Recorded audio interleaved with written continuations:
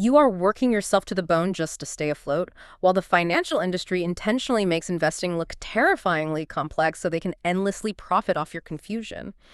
They trap you as a gilded slave to your paycheck, bleeding you dry with hidden fees and complex advice that mathematically underperforms the market year after year.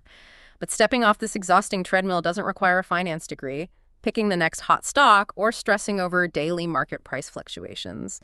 The ultimate solution to buying back your freedom is shockingly simple. Scrape off the leech of debt, spend less than you earn, and pour your surplus into a single, low-cost total stock market index fund. If you want to stop getting conned by Wall Street, let's listen to 10 lessons from J.L. Collins' The Simple Path to Wealth. And finally, build enough FU money to live completely on your own terms. This simple path is exactly how you take your life back. Wow, yeah. And that right there is exactly the mission for today's deep dive. We are unpacking J.L. Collins' core philosophy, because the goal here is really to show you that stepping off that exhausting treadmill, it's not just some fantasy. It is entirely possible. And it's actually mathematically simple. Oh, completely. Provided you are willing to follow a very strict set of rules, we want to show you how you can actually execute this.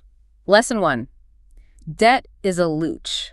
Okay, let's unpack this. Because before you can even think about building wealth, you really have to stop the bleeding. You do. You have to stop it completely. Right. And Collins uses this amazing analogy. He says carrying debt is basically like walking around covered in blood-sucking leeches. It's a gross image, but it's so accurate. It really is. And when you look at the raw numbers in the U.S., it is just staggering. We're looking at $12 trillion in total consumer debt. 12 trillion, that's... Yeah, that includes 8 trillion in mortgages and over 1 trillion in student loans. It's like debt is just completely woven into the fabric of a normal life. And that normalization is exactly what makes it so incredibly dangerous. Society treats debt like it's just this standard feature of adulthood, right? Like you graduate, you immediately get a car loan, you get a massive mortgage. Because everyone does it. Exactly. But the reality is that it transforms you into what Collins calls a gilded slave. You are literally shackling your future labor to a bank just to service those liabilities. Wow, gilded slave is a heavy term. It is, but we really need to push back on this whole societal concept of, good debt. Massive mortgages, they tie up your money in this highly illiquid asset. Right, that also demands constant maintenance and property taxes. Exactly, and student loans, they basically act as a permanent form of indentured servitude. You can't even clear student loans through bankruptcy. They just follow you forever. But let me challenge that approach for a second, because when people are drowning in all these different debts, a really popular piece of advice is the snowball method. Oh, right. Paying off the small ones first. Yeah, exactly. Paying off your smallest debts first, regardless of the interest rate, just to get a psychological win, Like building momentum. Doesn't human psychology matter here? Well, it sounds comforting, I'll give you that. But relying firmly on the source material here, Collins totally rejects it. Really? He rejects it entirely? Absolutely. You cannot use psychological crutches when you are dealing with compound interest. It's just pure math. Do not consolidate for a slightly lower rate either. So what's the play then? You have to rank your debts by the highest interest rate, period. You pay the bare minimums on the rest, and you pour every single available dollar into destroying that most expensive debt first. Lesson 2. The true purpose of money is freedom. Because once you finally scrape off those leeches, you might think the goal of wealth is, buying luxury goods. Right, the mansions, the sports cars. Yeah, but the real goal is actually invisible. It's what Collins calls FU money. And there's this really memorable anecdote from the text about this. Oh, the bicycle trip. Yes. So at age 25, the author saved up $5,000. Just having that small cushion allowed him to negotiate a 6-week unpaid leave to just go ride his bicycle through Ireland. Which is amazing. It is. And later on, that same type of cushion allowed his wife to quit her job to stay home with their daughter. He calls it the best purchase they ever made. And if we connect this to the bigger picture, FU money isn't just some massive retirement number you hit when you're 65. Right. It's not just for the end of your life. Exactly. It's about buying options right now. It's buying your time back. It's the raw power to look your employer in the eye and be able to say no. Because if you're living paycheck to paycheck, you literally can't say no. You have zero leverage. You have to tolerate bad bosses. But FU money changes that entire power dynamic. It reminds me of the parable of the monk and the minister from the text. Oh, I love this one. It's so good. So the minister tells the monk, hey, if you could just learn to cater to the king, You wouldn't have to live on rice and beans. And the monk's response is just perfect. Right. The monk replies, if you could learn to live on rice and beans, you wouldn't have to cater to the king. So the question for you listening is, which one are you? It really forces a complete reevaluation of your lifestyle, doesn't it? Lesson 3, the holy trinity of wealth. Because how do you actually get to a place where you can comfortably live on rice and beans while building this fortress of wealth? Right. What are the mechanics? Well, it comes down to this 3-part formula, the core mantra of the book. Spend less than you earn, invest the surplus, and avoid debt. Simple, but not easy. Exactly, because Collins highlights this really ambitious target. He says you should strive to save 50% of your income. Yeah, that is a huge number. It's 50%. I mean, for someone making a median salary, trying to pay rent and buy groceries, that basically borders on extreme austerity. Well, I acknowledge that 50% sounds impossible. For some, it really might be. But let's look at the psychological brilliance behind why that specific number is so powerful. Okay, lay it on me. It is basically a double-edged sword, but in the best way possible. First, obviously, you're massively supercharging your investment accounts. Right, pouring cash into the market. But second, and this is the real secret, you are simultaneously teaching yourself to live on significantly less money. Oh, wow. I see what you mean. Yeah. By surviving on half your income, you permanently lower the threshold of how much FU money you actually need to survive. Lesson 4. Opportunity cost is the hidden price tag. Because, saving 50% feels impossible to most people because they don't understand the invisible long-term price of the things they buy. They only see the sticker price. Exactly. Here's where it gets really interesting. Collins introduces this concept of opportunity cost using a $20,000 car example. This changes everything once you see it. Right. Yeah. Because when you buy a $20,000 car, you aren't just losing $20,000. Not even close. Let's break down the actual math here. If you invested that $20,000 at, say, an 8% return instead, it would earn about $1,600 a year. Okay, so you're making $1,600 a year by doing nothing. Exactly. Now, over the 10 years you might own that car, that is $16,000 in lost earnings.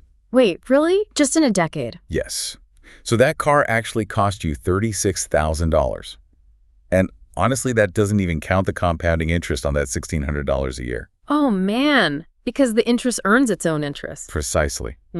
That is why Collins calls opportunity cost the evil twin of compounding interest. Every dollar you spend destroys what it could have earned for you over your lifetime. Lesson 5. The stock market always goes up. Because once you realize the hidden cost of spending, you obviously want to invest that surplus. You have to put it to work. Right. But where? The answer is the stock market, despite how terrifying it looks to a lot of people. It does look scary, especially with the news constantly screaming about crashes. But if you just look at the Dow Jones chart over the last 120 years, it reveals this relentless upward trend.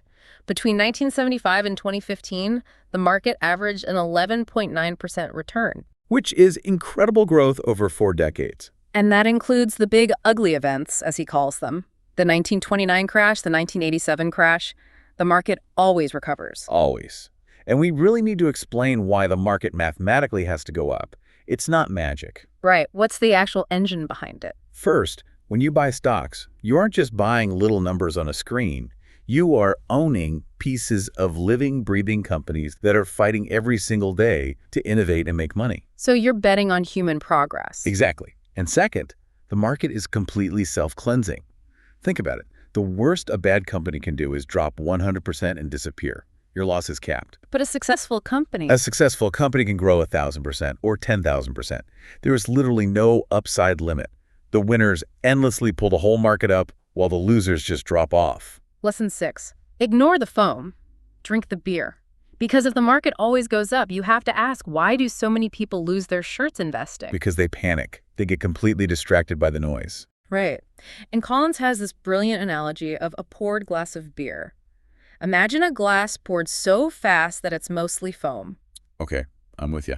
Now imagine that same beer is in a dark, opaque mug, so you can't even tell what is liquid and what is foam. This is such a great way to look at it, because in this analogy, the beer represents the actual real-world operating businesses. The ones actually producing value. Yes, they produce value, they drive the market higher. That's the beer. The foam is the frantic moment-to-moment price fluctuations that cable news pundits are constantly screaming about. Right, the daily dips and spikes that don't really mean anything long term. Exactly. The financial media needs you to panic so you keep watching. So you have to toughen up, completely ignore the panic of the media, and focus solely on drinking the beer. Lesson 7. Market timing is a sucker's game. Because trying to navigate that foam by guessing when the market will crash is just a guaranteed way to destroy your wealth. It's the biggest mistake people make. It really is. Everyone thinks they can outsmart the next crash by buying low and selling high. There's also this thing called dollar cost averaging, where people withhold a big lump sum of cash and just slowly invest it out of fear. And this raises an important question. How many times do you actually have to be right to time the market successfully? I mean, I guess you have to know when to get out. Yes, but you have to be right twice. You have to call the exact high to sell and then the exact low to buy back in. No one can do this consistently. Because no one has a crystal ball. Right. And historically, the market goes up 77% of the time. Think about that. So by sitting on the sidelines with cash, you're just missing out. You're mathematically dragging down your returns. You are missing out on almost 80% of the growth just because you're scared of the foam. Lesson 8. Keep it simple with index funds. Since you can't time the market, and you obviously can't predict which specific companies will survive, what is the safest way to actually buy the beer? This is where we get to the actual tool you use. Exactly. Enter the hero of this strategy, Jack Bogle, the founder of Vanguard. The whole strategy relies on just a single tool, VTSAX, the Vanguard Total Stock Market Index Fund. It is brilliant in its simplicity. It really is. You literally just buy a tiny piece of every single publicly traded company in the U.S. Because the folly of trying to pick individual stocks is just massive. The source notes that 82% of active professional managers fail to beat the index. Wait, 82% of professionals? Yes. Guys with supercomputers and teams of analysts fail to beat the index. Collins uses this great boxing analogy. He says, you wouldn't step into a ring with Muhammad Ali, right? Obviously not. I'd be destroyed. So why do you think you can outpick Warren Buffett? You just buy the index, you accept the quote-unquote average return, and you watch as you mathematically outperform the vast majority of professionals. Lesson 9. Beware of investment advisors. If the path to wealth is really simply buying one index fund and leaving it alone, why is there a massive industry telling you otherwise? Because that industry wants your money. Plain and simple. Complex investments exist only to profit the people selling them. Just look at the math here. Say you invest $100,000 for 20 years at an 11.9% return. Okay, doing great so far. You'd get about $947,000. But if an advisor takes just a 2% management fee, your return drops to 9.9%. You are left with only $660,000. We really have to emphasize the devastation here. You didn't just lose 2% a year.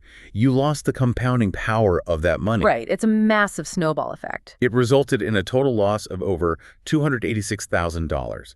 That is money you earned that just vanished into fees. And that's not even counting loads, right? Ugh, loads, yes. The commissions advisors get just for putting you into those expensive funds. Yeah.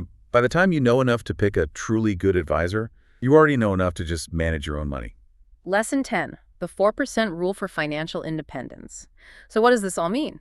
You've ignored the advisors, you bought the index fund, you let it grow. How do you know when you finally have enough to walk away from your job forever? You need a finish line. And this brings us to the famous Trinity study. Right, which asks the ultimate question. How much can you safely withdraw from your nest egg each year without running out of money before you die?